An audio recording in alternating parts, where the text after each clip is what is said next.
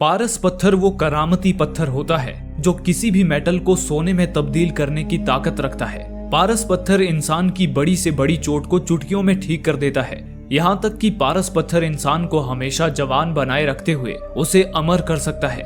ऐसा माना जाता है कि आज से 700 साल पहले पेरिस में रहने वाले एल्केमिस्ट निकोलस फ्लेमेल ने पारस पत्थर बनाने में सफलता प्राप्त कर ली थी। निकोलस फ्लेमेल और उसकी बीवी की मौत के बाद कुछ लुटेरों ने पारस पत्थर की खोज में जब उन दोनों की कब्रों को खोदा तब उन्हें निकोलस फ्लेमेल का ताबूत खाली मिला। यहाँ तक कि उसकी बीवी का ताबूत भी बिल्कुल खाली मिला। इससे लोगों के बीच ये विश्वास मजबूत हो गया कि निकोलस फ्लेमेल और उसकी बीवी पारस पत्थर का इस्तेमाल करके अमर हो गए हैं और किसी गुप्त स्थान पे रहने चले गए हैं। ऐसा माना जाता है कि जाते जाते निकोलस फ्लेमेल ने उस पारस पत्थर को एक गुप्त स्थान पे छुपा दिया था। तब से लेके आज तक कई लोगों ने उस पारस पत्थर को ढूंढने की कोशिश की, लेकिन वो पारस पत्थर आज तक किसी के हाथ नहीं लगा। फिर भी कुछ आर्कियोलॉजिस्ट्स हैं जो उस पारस पत्थर की खोज में लगे हुए हैं। ऐसी ही एक आर्कियोलॉजिस्ट थी स्कारलेट, जो लंदन के यूनिवर्सिटी कॉलेज में आर्कियोलॉजी की प्रोफेसर थी। उसके पिता भी एक आर्कियोलॉजिस्ट थे जो अब गुजर चुके थे। जब उसके पिता की मृत्यु हुई तो उस समय वो पारस पत्थर की ही खोज कर रहे थे। स्कारलेट के पिता का मानना था कि निकोलस फ्लेमेल की उस खाली कब्र पे जो टूम्बस्टोन यानी कि कब्र का पत्थर लगा हुआ था, उस टूम्बस्टोन पे बने हुए चित्रों में निकोलस फ्लेमेल ने पारस पत्थर तक पहुंचने का नक्शा छुपा रखा है। आज के समय में वो टूम्बस्टोन पेरिस के एक म्यूजियम म्यूजी द क्लूनी में सुरक्षित रखा हुआ है, लेकिन आज तक कोई भी टूम्बस्टोन पे बने उन चित्रों को डिकोड नहीं कर पाया। स्कारलेट के पिता का मानना था कि जिस तरह से हर सीक्रेट कोड को डिकोड करने के लिए उसकी रोज की होती है, जिसमें उस सीक्रेट कोड का एग्जैक्ट मीनिंग दिया होता है, वैसे ही टूम्बस्टोन पे बने इन चित्रों को डिकोड करने की भी एक रोज की होगी जिनमें उन चित्रों का मीनिंग दिया होगा। उन्होंने अपने रिसर्च से ये पता लगा लिया था कि ये रोज की ईरान में हबाला की जो प्राचीन गुफाएं हैं उसमें कहीं छुपी हुई है, लेकिन वो उस रोज की को उन गुफाओं में ढूंढ पाने में नाकाम रहे और फिर एक रात अचानक उन्होंने सुसाइड कर लिया। अब स्कारलेट अपने पिता की इसी अधूरी खोज को आगे बढ़ा रही थी। उसे अपने पिता के पुराने नोट से हवाला की गुफाओं की जानकारी मिली थी, इसलिए स्कारलेट भी अब रोज की को ढूंढने उन गुफाओं की ओर जा रही थी। लेकिन उन पुरानी गुफाओं को वहां की सरकार उसी रात सेफ्टी रीजंस के कारण नष्ट करने जा रही थी। स्कारलेट उन गुफाओं के नष्ट होने से पहले रोज की को वहां से ढूंढ निकालना चाहती थी। इस मिशन में रेजा नाम का ईरानियन आदमी उसे गाइड कर रहा था। रेजा उसे एक गुप्त सुरंग से जमीन के नीचे उन हबाला की गुफाओं के अंदर ले गया। वहां नीचे ईरानियन सेना की टुकड़ी पेट्रोलिंग कर रही थी। वो दोनों सेना से छुपते छुपाते गुफा के अंत तक जा पहुंचे, जिसके आगे कोई रास्ता नहीं था। वहीं पर एक चट्टान पे प्राचीन अरामैक भाषा में कुछ लिखा हुआ था। स्कारलेट को अरामैक भाषा पढ़नी नहीं आती थी, लेकिन उस चट्टान को छूने पर उसे एहसास हुआ कि वो चट्टान अंदर से खोखली है। अगले ही पल उसने छेनी हथौड़ा निकालकर उस चट्टान पे मारना शुरू कर दिया। वो चट्टान वहां से फूट गई और उस चट्टान के पीछे एक गुप्त गुफा दिखने लगी। स्कारलेट ने जैसे ही अपना टॉर्च लेकर उस गुफा में प्रवेश किया, उसे सामने बैल की एक बड़ी सी मूर्ति दिखी। बैल के पूरे शरीर पे अरामैक भाषा में कुछ लिखा हुआ था। उसे देखते ही स्कारलेट समझ गई कि ये बैल की मूर्ति ही असल में रोज की है और इस मूर्ति पे अरामैक भाषा में जो लिखा हुआ है वो टूम्बस्टोन पे बने उन चित्रों के मीनिंग है। स्कारलेट उस रोज की को कैमरे में रिकॉर्ड करने में जुट गई। तभी ब्लास्ट का सायरन बज उठा। सायरन को सुन रेजा ने स्कारलेट से तुरंत वहां से चलने को कहा, लेकिन स्कारलेट रोज की को पूरी तरह कैमरे में रिकॉर्ड किए बिना वहां से नहीं जाना चाहती थी। तब रेजा अकेला ही अपनी जान बचाकर वहां से भाग गया। फिर कुछ ही मिनट में अपनी रिकॉर्डिंग खत्म कर स्कारलेट भी वहां से भागी, लेकिन तभी गुफा में धमाके शुरू हो गए। गुफा टूटते जा रही थी और स्कारलेट बेतहाशा भागे जा रही थी। उसे धूल और अंधेरे में कुछ भी नजर नहीं आ रहा था, लेकिन थोड़ा आगे जाने पे स्कारलेट को एक छेद से आती हुई रोशनी की किरण नजर आई। तभी उस छेद से रेजा ने अपना हाथ दिया और उसे ऊपर खींच लिया। स्कारलेट सही सलामत बाहर आ गई। इसके बाद स्कारलेट पेरिस पहुंच गई, जहां म्यूजी डे क्लूनी म्यूजियम में निकोलस फ्लेमेल का टूम्बस्टोन रखा हुआ था। अपनी इस खोज पे स्कारलेट एक डॉक्यूमेंट्री फिल्म भी बनवा रही थी। इसके लिए उसने बेंजी नाम के कैमरामैन को हायर किया था। स्कारलेट ने कैमरे पर टूम्बस्टोन दिखाते हुए बताया, इस टूम्बस्टोन पे निकोलस फ्लेमेल ने कुछ चित्र उकेरे हुए हैं। उन चित्रों के मीनिंग रोज की में दिए हुए हैं। वो रोज की अरामैक भाषा में है जो मुझे पढ़नी नहीं आती है, लेकिन मैं जॉर्ज नाम के एक ऐसे बंदे को जानती हूँ जो इस भाषा को आसानी से पढ़ सकता है। फिर स्कारलेट बेंजी को अपने साथ लेके जॉर्ज से मिलने पहुंच गई। जॉर्ज जानता था कि स्कारलेट पारस पत्थर की खोज कर रही है। स्कारलेट ने जॉर्ज को बताया कि उसने रोज की खोज ली है और अब उसे रोज की को पढ़ने के लिए जॉर्ज की मदद की जरूरत है। जॉर्ज स्कारलेट की मदद करने को तैयार हो गया। उस रात स्कारलेट, बेंजी और जॉर्ज चुपके से म्यूजी डे क्लूनी म्यूजियम में घुस गए। जॉर्ज और स्कारलेट रोज की फोटोज को देखकर निकोलस फ्लेमेल के टूम्बस्टोन पे बने हुए चित्रों को समझने की कोशिश करने लगे। उस टूम्बस्टोन पे 3 संत बने हुए थे। पहले संत के पीछे एक बड़ी सी चाबी थी, दूसरा संत एक स्टार की ओर इशारा कर रहा था और तीसरा संत हाथ में तलवार पकड़े हुए था। जॉर्ज ने रोज की में उन सिंबल्स का मीनिंग देख के बताया कि टोम्बस्टोन पे बने स्टार का मतलब था अमोनिया, तलवार का मतलब था लाइम, लेकिन चाबी का मतलब रोज की में कहीं नहीं दिया था। तभी स्कारलेट का ध्यान इस बात पे गया कि चित्र में जो चाबी थी वो संत के पीछे थी, तो कहीं वो संत इस टोम्बस्टोन के पीछे की ओर तो इशारा नहीं कर रहा था। तब स्कारलेट ने तुरंत जॉर्ज की मदद से उस टूम्बस्टोन को दीवार से उतारकर पलट के रख दिया, लेकिन उस टूम्बस्टोन के पीछे कुछ भी नहीं था। पर स्कारलेट ध्यान से टूम्बस्टोन के पीछे की सतह का मुआयना करती रही और कुछ ही पल में वो समझ गई कि सतह पर एक खास लेप की लेयर मौजूद है। तभी उसे सारा माजरा समझ में आ गया। चित्र में बाकी 2 संत अमोनिया और लाइम की ओर इशारा कर रहे थे। स्कारलेट अच्छे से जानती थी कि अमोनिया और लाइम आजकल क्लीनिंग प्रोडक्ट्स में मौजूद होते हैं, इसलिए उसने वही म्यूजियम ही में पड़े क्लीनिंग लिक्विड्स जिनमें अमोनिया और लाइम मौजूद थे, उन्हें आपस में मिलाकर एक मिक्सचर तैयार किया। फिर उस मिक्सचर को टूम्बस्टोन के पीछे की सतह पर फैलाकर उसमें आग लगा दी। आग लगते ही कुछ ही पल में उस टूम्बस्टोन की सतह पर एक गुप्त लिखावट उभर आई। वो लिखावट दरअसल एक पहेली थी। उन्होंने उस पहेली की फोटो खींच ली और बाहर आ गए। बाहर आके वो सभी उस पहेली को हल करने में जुट गए। पहेली में लिखा था, सबसे अंधकारमय दिन में सबसे तेज रोशनी लिए एक पंखों वाला गिद्ध राह दिखाएगा और स्वर्ग के राज्य के नीचे इस कब्र और उस अंधेरे दरवाजे के बीच जो खो गया है वो मिल जाएगा। इस पहेली को पढ़कर जॉर्ज को इतना तो समझ आ गया था कि पहेली में अंधेरे दरवाजे का मतलब था नर्क का द्वार और इस कब्र से मतलब था निकोलस फ्लेमेल की कब्र। लेकिन निकोलस फ्लेमेल की कब्र और नर्क के द्वार के बीच का मतलब जॉर्ज नहीं समझ पा रहा था। तब स्कारलेट ने अपने पिता के नोट्स को देखा। उसमें उसके पिता ने लिखा था कि निकोलस फ्लेमेल का ये मानना था कि धरती से 741 फीट नीचे नर्क का द्वार है। इससे स्कारलेट समझ गई कि धरती की सतह पर मौजूद निकोलस फ्लेमेल की कब्र और धरती से 741 फीट नीचे मौजूद नर्क के द्वार के बीच, यानी कि निकोलस फ्लेमेल के कब्र से ठीक 370 फीट नीचे उन्हें वो पारस पत्थर मिलेगा। इस तरह उन्हें उस पहेली से पारस पत्थर के लोकेशन का पता चल ही गया। लोकेशन का पता चलने पर बेंजी ने उन दोनों से पूछा, लेकिन जमीन में 370 फीट नीचे जाएंगे कैसे? इस पर स्कारलेट ने उन्हें बताया, पेरिस के नीचे एक पुराना अंडरग्राउंड कब्रिस्तान है। वो कब्रिस्तान दरअसल 200 मील लंबी सुरंगों में फैला हुआ है और उन्हीं सुरंगों से होते हुए हम 370 फीट नीचे जाएंगे। फिर उन्होंने पेरिस के नक्शे के ऊपर उस पुराने अंडरग्राउंड कब्रिस्तान के नक्शे को रखकर मिलाना शुरू किया। लेकिन अब उनके सामने एक नई प्रॉब्लम खड़ी हो गई। उस कब्रिस्तान की सुरंगें निकोलस फ्लेमेल की कब्र के नीचे से जाती ही नहीं थी। तभी जॉर्ज ने उन्हें बताया, 16वीं सेंचुरी में निकोलस फ्लेमेल की कब्र से कुछ ही दूरी पर एक बिल्डिंग 100 फुट नीचे धरती के अंदर धंस गई थी, यानी कि वहां नीचे की जमीन खोखली है। इसका मतलब जरूर वहां नीचे कोई गुप्त सुरंग होगी। उस गुप्त सुरंग से होते हुए निकोलस फ्लेमेल की कब्र के नीचे 370 फीट तक जाया जा सकता है। तो अब उनका प्लान तैयार था। पहले उन्हें उस प्राचीन अंडरग्राउंड कब्रिस्तान में पहुंचना था, फिर उस अंडरग्राउंड कब्रिस्तान से गुप्त सुरंग में, और फिर उस गुप्त सुरंग से निकोलस फ्लेमेल की कब्र के नीचे 370 फीट पे।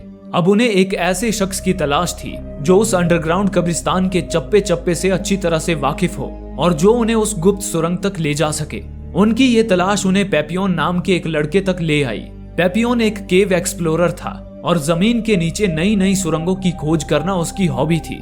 स्कारलेट ने पेपियोन को बताया, मैंने एक गुप्त सुरंग ढूंढी है। वो सुरंग एक खजाने तक जाती है और किसी ने मुझे बताया कि तुम मुझे वहां ले जा सकते हो। खजाने का नाम सुनते ही पेपियोन स्कारलेट को उस जगह पे ले जाने के लिए तैयार हो गया। अगले दिन पेपियोन अपने 2 साथी जेड और सूजी के साथ स्कारलेट, बेंजी और जॉर्ज को लेके इस मिशन पे निकल गया। पेपियोन उन्हें एक दूसरे रास्ते से उस गुप्त सुरंग तक ले जाने वाला था। जॉर्ज सुरंग में जाने के ख्याल से थोड़ा घबराया हुआ था क्योंकि सुरंगों से उसकी एक बुरी याद जुड़ी हुई थी। असल में जॉर्ज के बचपन में उसका छोटा भाई जमीन के नीचे एक सुरंग के अंदर फंस गया था। बाद में उस सुरंग में पानी भरने के कारण वो वहीं डूब के मर गया। अपने भाई की मौत के कारण जॉर्ज जमीन के नीचे सुरंगों में जाने से कतराता था। वे लोग एक वीरान पड़े रेलवे टनल पर पहुंच गए। उस टनल में कुछ दूर चलने पर उन्हें टनल की दीवार में नीचे की ओर जाता हुआ एक होल नजर आया। पेपियोन ने सबको बताया कि ये रास्ता उन्हें उसी अंडरग्राउंड कब्रिस्तान से होते हुए उस गुप्त सुरंग तक ले जाएगा। वे सभी उस होल से होते हुए अंडरग्राउंड कब्रिस्तान की सुरंग में उतर गए और आगे बढ़ने लगे।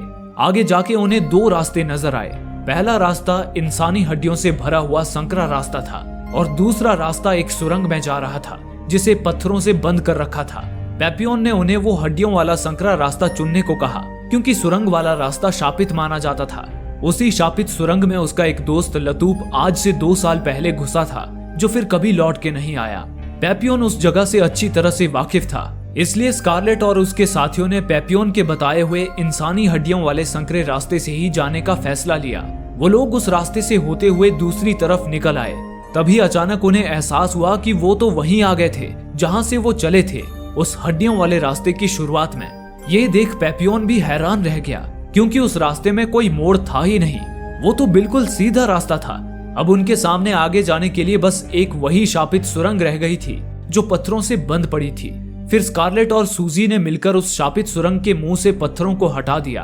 आखिर तक पेपियोन उस सुरंग में जाने के लिए मना करता रहा, लेकिन बाकी सबको उस सुरंग के अंदर जाता देख पेपियोन भी उनके पीछे पीछे सुरंग में दाखिल हो गया। वो लोग वहां से आगे बढ़ गए। तभी थोड़ा आगे जाने पर जॉर्ज को दीवार पे बारियर डे एनफर लिखा हुआ दिखा। जॉर्ज ने उस नाम की ओर इशारा करके स्कारलेट को बताया, यही वो जगह है जहां 16वीं सेंचुरी में पूरी की पूरी बिल्डिंग जमीन में धंस गई थी। इस घटना में सैकड़ों लोग जमीन के अंदर जिंदा समा गए थे, ठीक इसी जगह पर। इस पर पेपियोन ने आगे बताया, और गवर्नमेंट ने जब उन लोगों को बाहर निकालने के लिए 50 लोगों की एक टीम को भेजा तो वो लोग भी यहाँ आकर गायब हो गए। तभी अचानक वहाँ पर फोन की घंटी बज उठी। वो घंटी सुन सब चौंक गए और वो सब घंटी की आवाज की दिशा में आगे बढ़ने लगे, लेकिन फिर फोन की घंटी बजनी बंद हो गई। तभी थोड़ा आगे जाने पर सबकी नजर दीवार से सटे एक पुराने पियानो पर पड़ी। उस पियानो को देख जॉर्ज हैरान हो गया। उसने बताया कि जब वो छोटा था तो उसके घर पर भी एग्जैक्टली ऐसा ही पियानो हुआ करता था। वो और उसका छोटा भाई हमेशा उस पियानो को बजाया करते थे और उस पियानो की A4 की खराब थी। फिर जैसे ही जॉर्ज ने इस पियानो की A4 की दबाई, उसमें से कोई आवाज नहीं निकली। अरे, इस पियानो की भी वही A4 की खराब थी, यानी कि ये तो जॉर्ज के बचपन वाला ही पियानो था। पर ये कैसे संभव था?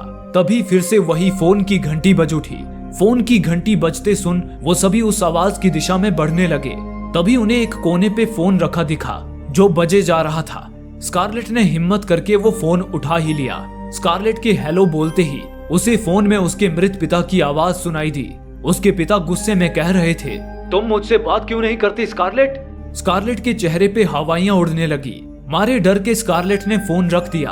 तभी उन्हें एक और से किसी की आहट सुनाई दी। उन लोगों ने जैसे ही उस दिशा में देखा, उन्हें वहां एक लड़का दिखा जो बहुत ही बुरी हालत में था। पेपियोन और उसके साथी उस लड़के को देख दंग रह गए, क्योंकि वो लड़का कोई और नहीं बल्कि 2 साल पहले उस सुरंग में गायब हो चुका उनका वही दोस्त लतूप था। उन्हें देख लतूप पलट के तेजी से दीवार में बने एक छेद में घुस गया। वो सब भी उसके पीछे पीछे उस छेद के अंदर घुस गए। छेद के उस पार एक बहुत ही छोटी गुफा थी। उस गुफा की जमीन में एक कुआं था। उन्होंने देखा कि वो कुआं काफी गहरा था। इसी बीच पेपियोन ने लतूप से बात करने की कोशिश की, लेकिन लतूप बिल्कुल खामोश रहा।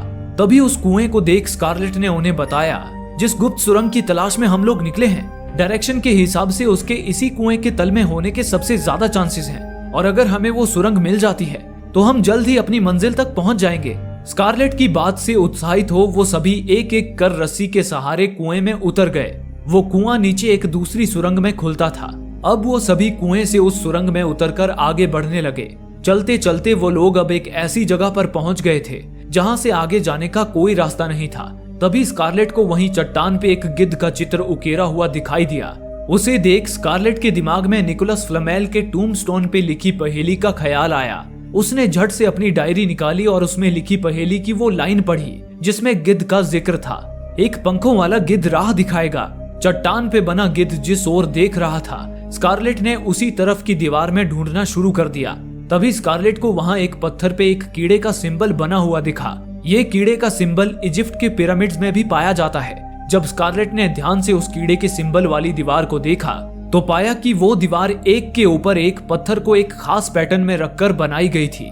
फिर स्कारलेट ने सबको बताया, ये जरूर एक तरह का प्राचीन इजिप्शियन पैडलॉक है, जिसे खोलने की चाबी एक खास तरह की पहेली में छुपी होगी।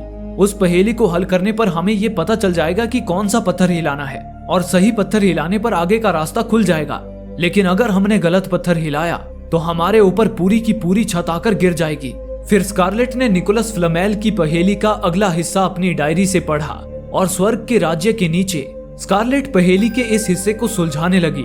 उसने कहा, स्वर्ग के राज्य के नीचे होती है गैलेक्सी, यानी कि हमारी गैलेक्सी।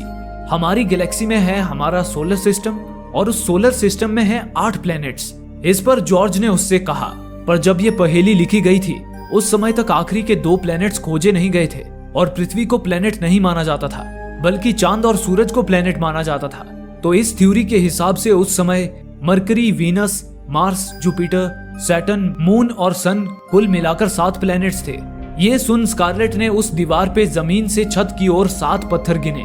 फिर जॉर्ज और स्कारलेट ने मिलकर उस 7वें पत्थर को वहां से खींच के निकाल दिया, और इसी के साथ वहां दीवारें कांपने लगी। तभी अचानक बगल की दीवार से कुछ चट्टानें टूटकर नीचे गिर गई, और उसमें एक गुप्त द्वार उभर आया, जिसके पार एक चैम्बर था। वो सब उस गुप्त द्वार से उस चैम्बर में उतर गए। उस चैम्बर की दीवार पे स्कारलेट को विट्रियोल लिखा हुआ दिखा।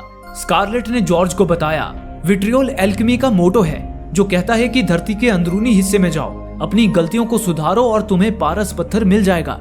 फिर वो सब उस चैम्बर से बाहर निकलने का रास्ता ढूंढने लगे, लेकिन उस चैम्बर से आगे जाने का कोई और रास्ता नहीं था।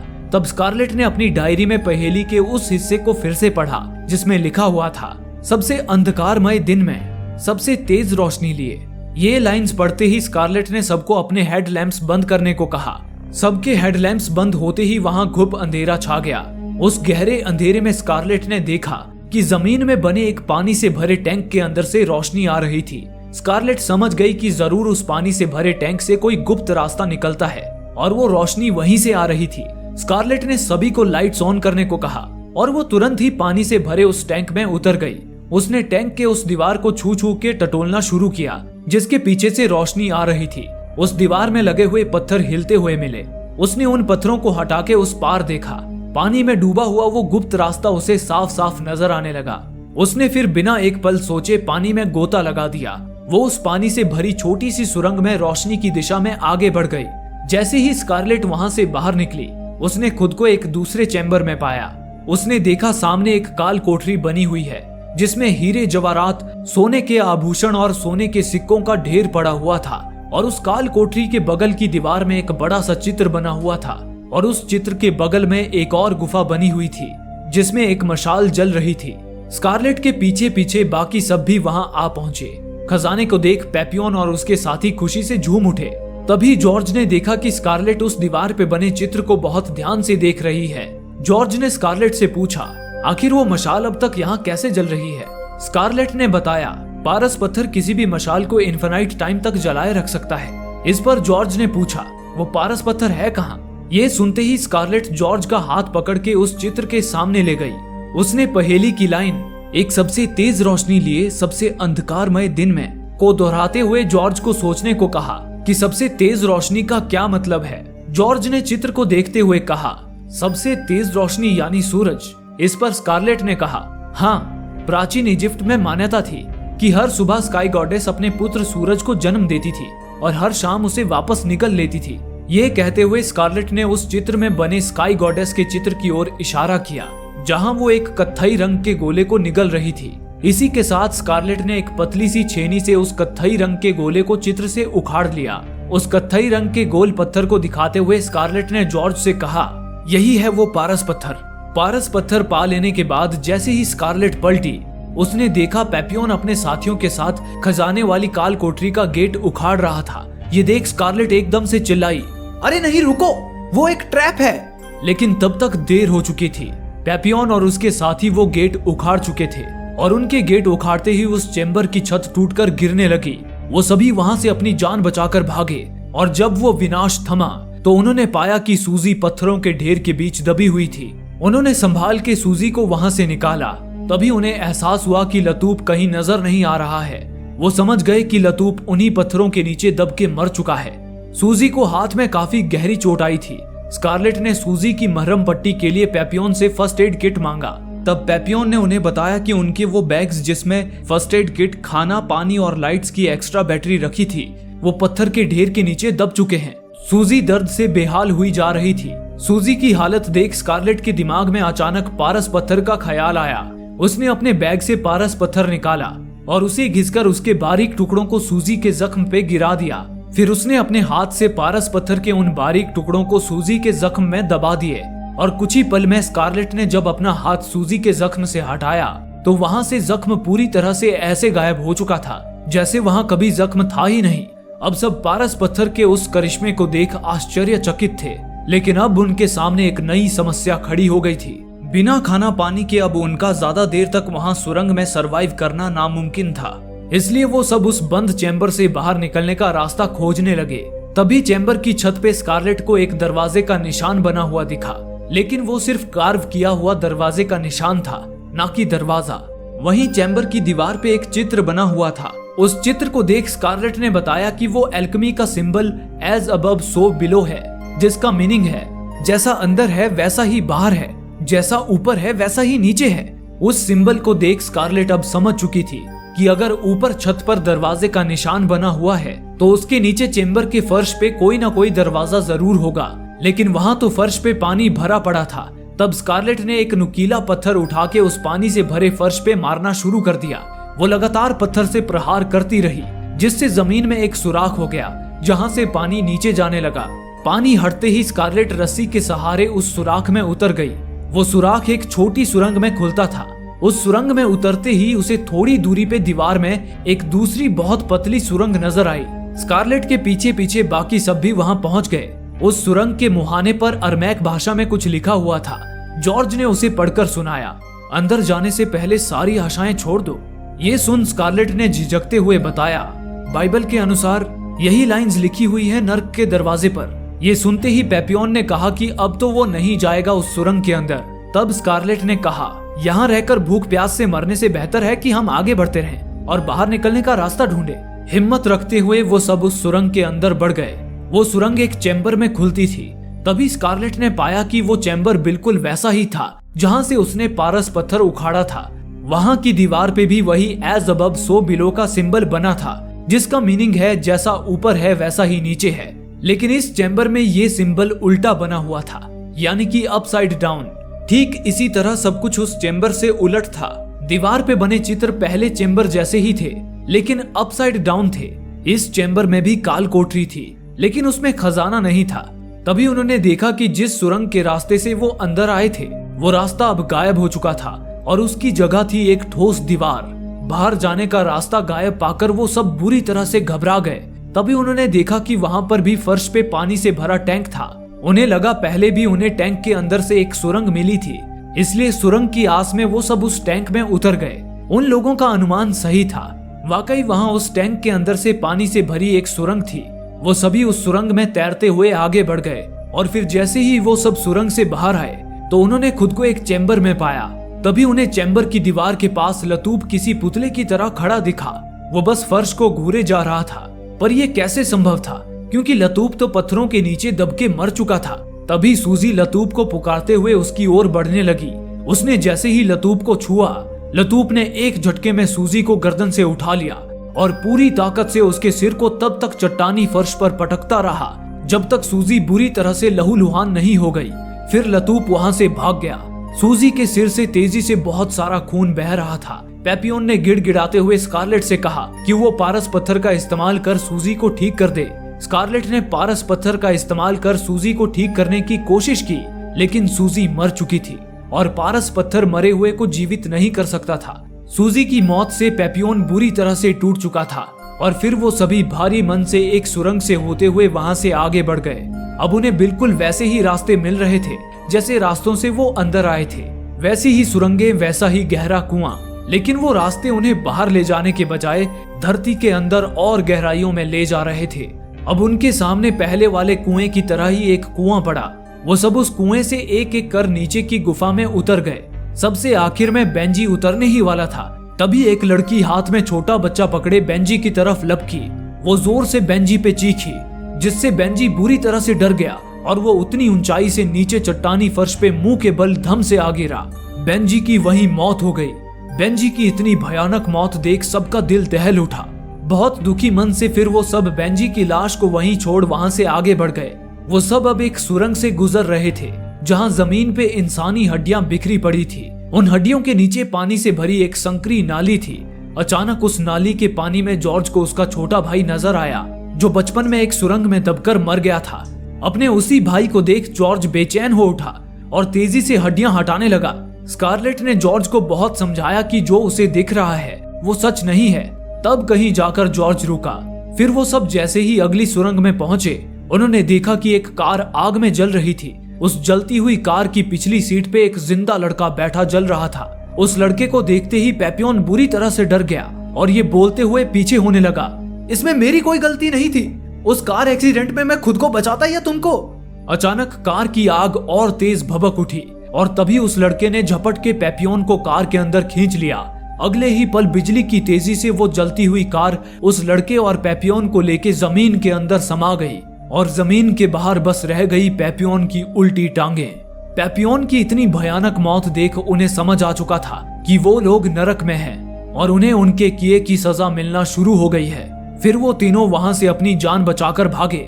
थोड़ा आगे पहुंचने पर उन्हें वहां एक कुर्सी रखी हुई नजर आई। वो कुर्सी खाली थी लेकिन अगले ही पल उसमें काला लिबास पहने कोई बैठा हुआ था। वो लोग उससे दूर सुरंग में आगे की तरफ भागे। उन्हें दीवार पे पत्थरों पे उभरे हुए शैतानी चेहरे नजर आए।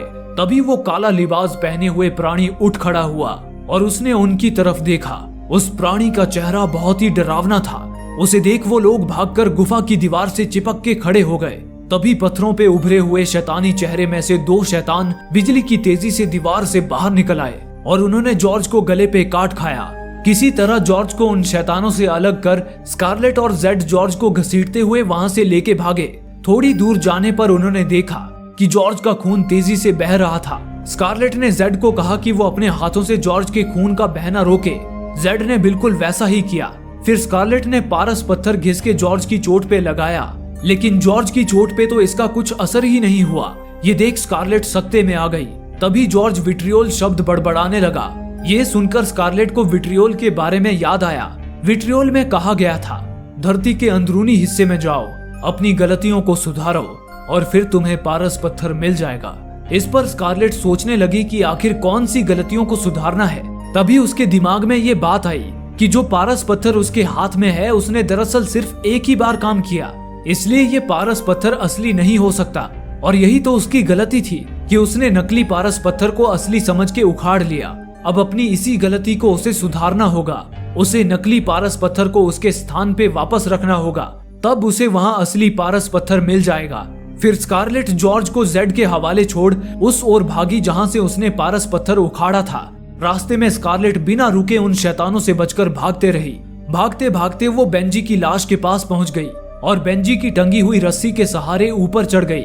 फिर जैसे ही ऊपर पहुंचकर वो सुरंग से जाने लगी, उसने देखा सुरंग के फर्श पे मौजूद संकरी नाली में पानी की जगह खून ही खून था। वो आगे बढ़ रही थी। तभी उस नाली से दो हाथ निकले और उन्होंने स्कारलेट को धर दबोचा। वो हाथ उसे अंदर खून से भरे नाले में खींचने लगे। स्कारलेट किसी तरह उनसे जान बचाकर भागी। फिर भागते हुए वो उसी चैम्बर में पहुंची जहां पानी से भरा टैंक था। उसने देखा कि फर्श की चट्टानों में जिंदा लोग दबे पड़े हैं। फिर वो जमीन में बने उस टैंक में कूद गई। वो टैंक अब पानी की जगह खून से भरा हुआ था। उस खून से भरे सुरंग में तैरते हुए वो वहीं निकली जहां से उसने नकली पारस पत्थर उखाड़ा था। उसने उखाड़े हुए नकली पारस पत्थर को वहीं उसी चित्र पे वापस रख दिया। नकली पारस पत्थर अपनी जगह पे चिपक गया। फिर उस चित्र में वो असली पारस पत्थर ढूंढने लगी। अचानक उसे चित्र में एक गोल्डन कलर का गोला नजर आया। उसने उसे साफ करके देखा तो उसे उसमें वो खुद नजर आई। खुद के रिफ्लेक्शन को उस गोले में देख स्कारलेट को as above so below symbol के सही मायने समझ में आ गए। जैसा ऊपर है वैसा ही नीचे है, जैसा अंदर है वैसा ही बाहर है। जैसा तुम अपने मन में बिलीव करोगे वैसा ही तुम्हारे साथ होगा। और इसी के साथ स्कारलेट को असली पारस पत्थर के भी सही मायने समझ में आ गए कि असली पारस पत्थर तो हमारे अंदर ही है, हमारे बिलीफ के रूप में। लेकिन उस पारस पत्थर को हमारे अंदर एक्टिवेट करने के लिए जैसा विट्रियोल में कहा गया है, पहले हमें धरती के अंदरूनी हिस्से में यानी कि नर्क में जाकर अपनी गलतियों को सुधारना होगा। और फिर स्कारलेट भागते हुए जॉर्ज की ओर लौटने लगी। रास्ते में अचानक उसे उसके पिता फंदे पे झूलते हुए दिखे। स्कारलेट समझ गई कि उसे अपनी इस गलती को भी सुधारना होगा। वो अपने पिता से लिपट गई और उसने उनसे कहा, मुझे माफ कर दीजिए पिताजी, जो मैंने उस रात आपका फोन नहीं उठाया, जिस रात आपने अपनी जान ले ली। मुझे नहीं पता था आप इतनी तकलीफ में हैं। स्कारलेट के सच्चे मन से माफी मांगते ही उसके पिता की लाश वहां से गायब हो गई। ये स्कारलेट के मन का गिल्ट ही था जो उसके पिता के रूप में बार बार उसके सामने आ रहा था। स्कारलेट फिर वहां से जॉर्ज और जेड की ओर भागी। आखिर वो उन तक पहुंच ही गई। जॉर्ज बेहोश पड़ा था। स्कारलेट ने अपने दोनों हाथ जॉर्ज की चोट पे रख पूरे विश्वास के साथ उसे किस किया। अगले ही पल जॉर्ज का घाव भर गया और उसने आंखें खोल दी। ये देख जेड ने चौंकते हुए स्कारलेट से पूछा कि आखिर उसने ये कैसे किया। इससे पहले कि स्कारलेट कुछ बोल पाती, वहां काले शैतानों की टोली आ गई। उन्हें देख वो तीनों वहां से भागे। भागते भागते वो एक गहरे कुएं के सामने आ गए। कुएं की गहराई देख जेड ने कहा, हमारे पास इस कुएं में उतरने का कोई साधन नहीं है। इस पर स्कारलेट ने कहा, हमें कूदना होगा। हमें अपनी गलतियों को सुधार कर खुद को गिल्ट फ्री करना होगा और कूदना होगा। जॉर्ज ने स्कारलेट से कहा कि इतनी ऊंचाई से कूदने पर वो मर जाएंगे। तब स्कारलेट ने कहा, दरअसल हम तीनों इस नर्क में अपने पास्ट के गिल्ट के कारण हैं। जॉर्ज, तुम्हें तुम्हारा भाई यहाँ नीचे क्यों दिखाई देता रहता है? उसकी मौत के बारे में ऐसा क्या है जो तुम्हें सताता रहता है? इस पर जॉर्ज ने बताया, जब मेरे भाई की टांग सुरंग के अंदर फंस गई थी तब मैंने उससे वादा किया था कि मैं उसके लिए मदद लेकर लौटूंगा, लेकिन मैं रास्ता भटक गया और मेरा भाई मेरा इंतजार करते हुए डूब के मर गया। फिर स्कारलेट ने जेड से उसके गिल्ट के बारे में पूछा। जेड ने बताया, मेरी एक्स गर्लफ्रेंड को मुझसे एक बच्चा है, लेकिन मैंने उस बच्चे को कभी नहीं अपनाया। फिर स्कारलेट ने कहा, अगर हम सभी मन में अपनी गलती मानते हुए खुद को माफ करते हुए पूरे विश्वास के साथ कूदेंगे तो बच जाएंगे, वरना हमारा यहाँ नर्क में मरना तो वैसे भी तय है। जॉर्ज और जेड ने मन ही मन अपनी गलतियों की माफी मांगी और फिर वो तीनों हाथ पकड़ के उस गहरे कुएं में कूद गए। कुएं में तेजी से नीचे गिरते हुए वो एक तेज आवाज के साथ उस कुएं के तल से टकराए। आश्चर्य की बात थी, इतनी ऊंचाई से कूदने के बावजूद वो तीनों जिंदा थे, बस उनके हाथ पैर छिल गए थे। कुएं के उस तल से बाहर जाने का कोई भी रास्ता नहीं था। ये देख जेड को लगा कि अब वो वहां फंस चुके हैं और उस कुएं से वो कभी बाहर नहीं निकल पाएंगे। ये सोचते हुए जेड चीखने चिल्लाने लगा कि अब वो सब वहीं मारे जाएंगे। लेकिन उस समय स्कारलेट के दिमाग में एल्केमी की बस यही लाइन घूम रही थी, जैसा ऊपर है वैसा ही नीचे है। तभी कुएं के तल पे बैठे जॉर्ज ने कहा, यहाँ नीचे तल पे एक रास्ता मौजूद है। वहां तल पे एक लोहे का ढक्कन लगा हुआ था। उन्होंने उस ढक्कन को खींचकर खोलने की बहुत कोशिश की, लेकिन वो नहीं खुला। फिर फ्रस्ट्रेशन में स्कारलेट ने उसे उल्टा नीचे की ओर ही धकेल दिया। अचानक वो ढक्कन नीचे की ओर खुल गया, जहां से पीली रोशनी आ रही थी। तब उन्होंने जोर लगाते हुए ढक्कन को नीचे धकेलते हुए एक और सरका दिया। बाहर उन्हें पेड़ और स्ट्रीट लाइट्स उल्टे नजर आ रहे थे। वो तीनों एक एक कर उस होल के अंदर उतर गए। पर यह क्या, बड़ी ही अजीब बात थी। वो उस होल में उतर रहे थे, पर दरअसल दूसरी तरफ वो होल से बाहर निकल रहे थे। वो होल असल में सड़क पे बना एक मैन होल था। बाहर आने पर उन्होंने पाया कि वो तो पेरिस की ही एक स्ट्रीट में खड़े थे। उस पल स्कारलेट को जैसा ऊपर है वैसा ही नीचे है सच होता दिखा। फिर उन्होंने उस मैन होल पे ढक्कन लगा के उसे वापस बंद कर दिया और पेरिस की खुली हवा में सांस लेते हुए उन्होंने एक दूसरे को गले से लगा लिया। दोस्तों, हमें उम्मीद है कि इस फिल्म की कहानी आपको जरूर पसंद आई होगी। इसी तरह की थ्रिल, हॉरर, सस्पेंस और रोमांच से भरपूर फिल्मों की कहानी देखते रहने के लिए आप हमें सब्सक्राइब कर सकते हैं और हमारा हौसला बढ़ा सकते हैं। धन्यवाद।